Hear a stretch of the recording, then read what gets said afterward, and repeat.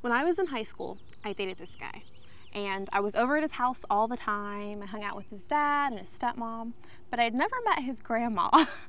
And so one day his dad says, you know, maybe we should invite Steph to Thanksgiving dinner.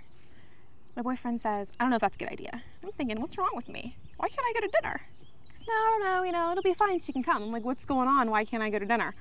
Well, grandma's gonna be there. Okay. So they have this discussion and they decide it's okay for me to come to Thanksgiving dinner. Sure, whatever. So I show up, there's probably like 10, 15 people there, and I've met all of them before, except for Grandma.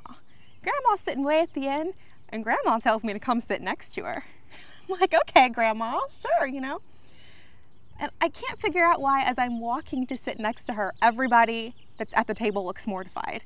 My boyfriend's kind of trying to grab my elbow to lead me away. I'm like, no, I'll do what I want. I want to sit next to your grandma. So I'm sitting there, and we're eating. It's after grace and everything. And grandma leans over and she goes, sweetie, I want to tell you a story. And everyone's like, no, Grandma, no one wants to hear your story. And so I say, Grandma, okay, tell the story. She said, well, once upon a time, there was a red bird. He was big and strong. He had big red feathers and he was just so handsome. And then this bluebird came along.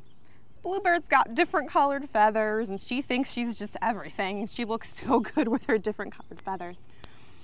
And you know what happens when the red bird and the bluebird get together? There's no more pretty, strong red birds, and there are just ugly, mixed colored birds. And I looked around at people at the table, and they looked mortified. I thought it was the best story I'd ever heard. Now, I should mention that she was from the hills of West Virginia, as she says, and my boyfriend was white. So obviously, there was a moral to that story. I shouldn't get with her grandson because we'd have ugly mixed children. And I said, thank you for the story, it was lovely. And I kept eating Thanksgiving dinner. But for the rest of the night, you could just hear the silverware clinking together. Everyone was so quiet.